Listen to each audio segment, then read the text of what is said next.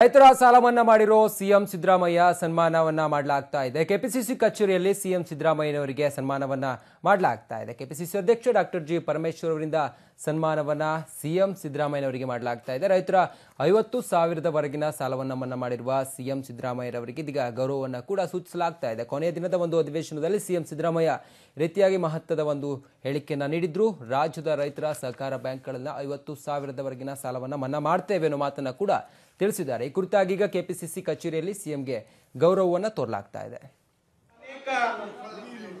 ಅನೇಕ ಕಾರ್ಯಕ್ರಮಗಳು ಇದ್ದಾವೆ, ಅನೇಕ ಯೋಜನೆಗಳಿದ್ದಾವೆ. ಮುಂದೆ ಚುನಾವಣೆಗೆ ಹೋಗ್ತಕ್ಕಂತ ಸಂದರ್ಭದಲ್ಲಿ ನಾವು ಇನ್ನೂ ಕೂಡ ಅನೇಕ ತೀರ್ಮಾನಗಳನ್ನ ರೈತರ ಪರವಾಗಿ ಮತ್ತು ರಾಜ್ಯದ ಜನತೆಯ ಪರವಾಗಿ ಮಾನ್ಯ ಮುಖ್ಯಮಂತ್ರಿಗಳು ತೆಗೆದುಕೊಳ್ತಾರೆ. 2018ಕ್ಕೆ ಚುನಾವಣೆಗೆ ಹೋಗ್ತಾರೆ.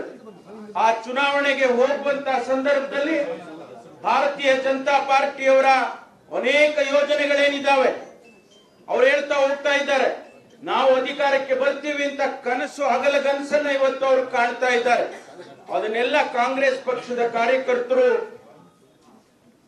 ಆ ಕನಸನ್ನ ನನಸಾಗೋದಕ್ಕೆ ಬಿಡಬಾರದು. ಯಾವುದೇ ಕಾರಣಕ್ಕೆ ಕಾಂಗ್ರೆಸ್ಸಿನ ಕನಸು ನನಸಾಗಬೇಕು, ಕಾಂಗ್ರೆಸ್ ಮತ್ತೆ ಅಧಿಕಾರಕ್ಕೆ ಬರಬೇಕು ಅಂತ ಹೇಳಿ ನಾವೆಲ್ಲ ಹೋರಾಟ ಮಾಡೋಣ ಅಂತಕ್ಕಂಥ ಮಾತನ್ನ ಈ ಸಂದರ್ಭದಲ್ಲಿ ಹೇಳಿ ಮಾನ್ಯ ಮುಖ್ಯಮಂತ್ರಿಗಳಿಗೆ ಪಕ್ಷದ ವತಿಯಿಂದ ಅಭಿನಂದನೆಯನ್ನ ಸಲ್ಲಿಸ್ತಾ ಇದ್ದೇವೆ.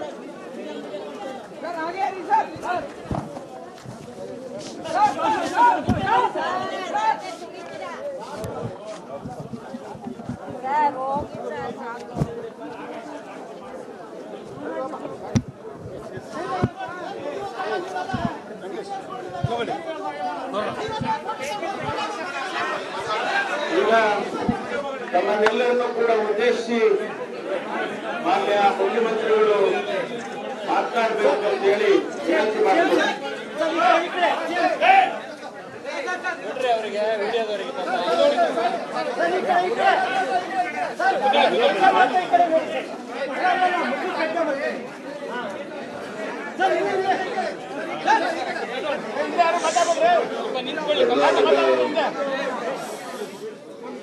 प्रदेश कांग्रेस समिति अध्यक्ष डॉक्टर जी परमेश्वर एआईसीसी कार्यदर्शि विष्णुनाथ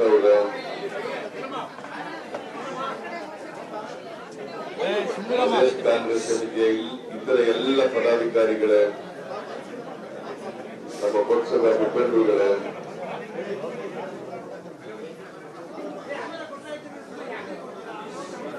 ಎಲ್ಲ ತಾಯಂದಿರೇ, ಮಾಧ್ಯಮದ ಎಲ್ಲ ಗೆಳೆಯರಿಗೆ ಗಲಾಟೆ ಮಾಡಬೇಡಿ please.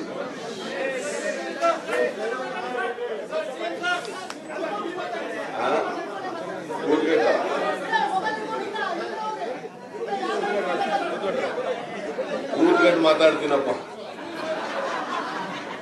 With the permission of the audience.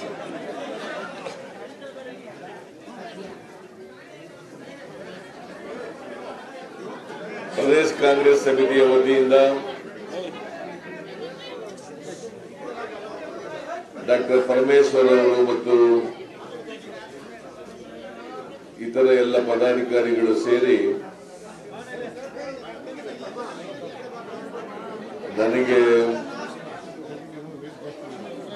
ಅಭಿನಂದನೆಯನ್ನ ಸಲ್ಲಿಸಿದ್ದಾರೆ.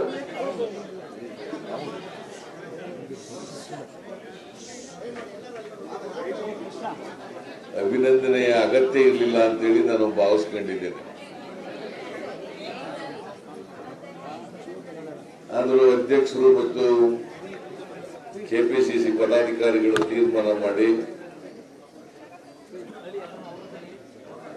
ನನಗೆ ಅಭಿನಂದನೆ ಹೇಳಲಿಕ್ಕೆ ತೀರ್ಮಾನ ಮಾಡಿದ್ದಾರೆ.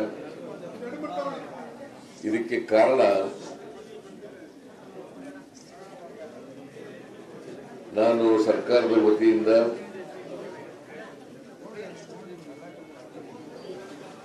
ಕರ್ನಾಟಕದ ರೈತರಿಗೆ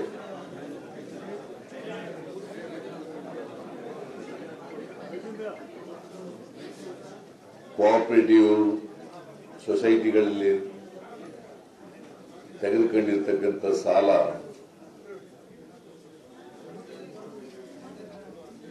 $50,000 ಎಲ್ಲಾ ರೈತರಿಗೆ 22,27,506 ಜನ ರೈತರು.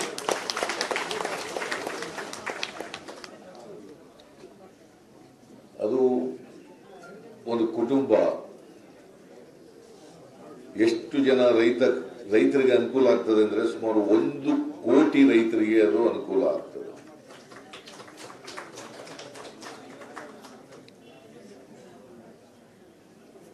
ಇದನ್ನ ನಾವೇನು ಪ್ರಣಾಳಿಕೆಯಲ್ಲಿ ಹೇಳಿರಲಿಲ್ಲ, ಸಾಲ ಮನ್ನಾ ಮಾಡ್ತೀವಿ ಅಂತ ಹೇಳಿರಲಿಲ್ಲ, ಅಥವಾ ಬಜೆಟ್ನಲ್ಲೂ ಕೂಡ ಘೋಷಣೆ ಮಾಡಿರಲಿಲ್ಲ. ಈ ಒಂದು ತೀರ್ಮಾನವನ್ನ ನಾನು ಮಾಡಿದ್ದು ಯಾರದೋ ಒತ್ತಡಕ್ಕೆ, ವಿರೋಧ ಪಕ್ಷಗಳ ಒತ್ತಡಕ್ಕೆ, ಅಥವಾ ಅವರು ಪ್ರತಿಭಟನೆ ಮಾಡ್ತಾರೆ ಅದಕ್ಕೆ ಎದುರ್ಕೊಂಡು ಮಾಡಿದೀವಿ ಅಂತೇಳಿ ಯಾರು ಭಾವಿಸ್ಬೇಕಾದಂತ ಅಗತ್ಯ ಇಲ್ಲ. ಯಡಿಯೂರಪ್ಪನವರಂತವರು ಎಷ್ಟೋ ಜನರನ್ನು ನಾನು ನೋಡಿದ್ದೀನಿ, ಪ್ರತಿಭಟನೆಗಳನ್ನು ನೋಡಿದ್ದೀನಿ. ಅದರಿಂದ ಬಿಜೆಪಿಯವರ ಬೆದರಿಕೆಗೆ ನಾವು ಯಾವತ್ತೂ ಕೂಡ ಕಾಂಗ್ರೆಸ್ ಪಕ್ಷ ಎದುರ್ಕೊಳ್ಳಲ್ಲ, ಅಥವಾ ಯಡಿಯೂರಪ್ಪನವರು ಹೇಳಿದ್ರು ಅಂತ ನಾವು ಯಾವುದೇ ತೀರ್ಮಾನಗಳನ್ನು ಮಾಡಲ್ಲ. ಕಾಂಗ್ರೆಸ್ ಪಕ್ಷ ಈಗಾಗಲೇ ಪರಮೇಶ್ವರ್ ಅವರು ಪ್ರಸ್ತಾಪ ಮಾಡದಂತೆ ಕೃಷಿ ಕ್ಷೇತ್ರದ ಬೆಳವಣಿಗೆಯ ಪರವಾಗಿರ್ತಕ್ಕಂಥ ಪಕ್ಷ ಕಾಂಗ್ರೆಸ್ ಸರ್ಕಾರ, ಕಾಂಗ್ರೆಸ್ ಪಕ್ಷ.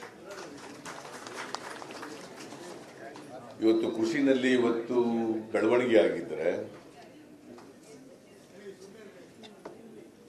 ದೇಶದಲ್ಲಿ ಆಹಾರದ ಭದ್ರತೆ ಉಂಟಾಗಿದ್ರೆ,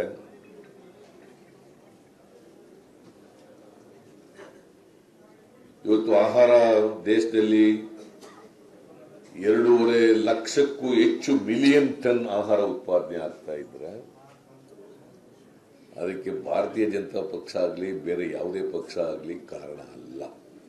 ಅದಕ್ಕೆ ಕಾರಣ ಅದು ಕಾಂಗ್ರೆಸ್ ಪಕ್ಷ, ಅಖಿಲ ಭಾರತ ಕಾಂಗ್ರೆಸ್ ಪಕ್ಷ. ಒಂದು ಕಾಲದಲ್ಲಿ ಸ್ವಾತಂತ್ರ್ಯ ಬಂದ ಕೆಲವು ವರ್ಷಗಳ ಕಾಲ ದೇಶದಲ್ಲಿ ಆಹಾರದ ಭದ್ರತೆ ಇರಲಿಲ್ಲ. ಹಸುಕ್ರಾಂತಿಯನ್ನ ಮಾಡಿದಂಥವರು ಈ ದೇಶದಲ್ಲಿ ಶ್ರೀಮತಿ ಇಂದಿರಾ ಗಾಂಧಿಯವರು ಮತ್ತು ಜಗಜೀವನ್ ರಾಮ್ ಅವರು. ಕೃಷಿ ಸಚಿವರಾಗಿದ್ದರು ಅವರು ಮಾಡಿದ್ದು. ಅದಕ್ಕಿಂತ ಮೊದಲು ಬರಗಾಲ ಬಂದಾಗ ಬೇರೆ ಮುಂದುವರೆದ ದೇಶಗಳು ವಿದೇಶಗಳಲ್ಲಿ ಹೋಗಿ ನಾವು ಮರಳೋಡ್ತಕ್ಕಂಥ ಪರಿಸ್ಥಿತಿ ಇತ್ತು. ನಮಗೆ ಆಹಾರಕ್ಕೆ ಬೇಡಬೇಕಾದಂಥ ಪರಿಸ್ಥಿತಿ ಇತ್ತು. ಇವತ್ತು ಆ ಪರಿಸ್ಥಿತಿ ಇಲ್ಲ.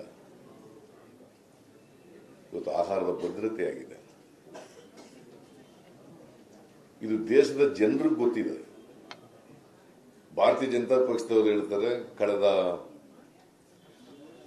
60 ವರ್ಷಗಳ ಅವರ ಅಧಿಕಾರದಲ್ಲಿ ಏನೂ ಮಾಡಿಲ್ಲ.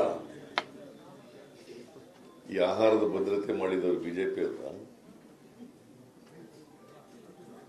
ಇವ್ರ ಕೊಡುಗೆ, ಬಿಜೆಪಿ ಅವ್ರ ಕೊಡುಗೆ ಸ್ವಾತಂತ್ರ್ಯ ಪೂರ್ವದಲ್ಲಿ, ಸ್ವಾತಂತ್ರ್ಯ ನಂತರ, ಆಮೇಲೆ ಈ ದೇಶದ ಅಭಿವೃದ್ಧಿಗೆ, ದೇಶದ ಸ್ವಾತಂತ್ರ್ಯಕ್ಕೆ ಇವ್ರ ಕೊಡುಗೆ ಶೂನ್ಯ.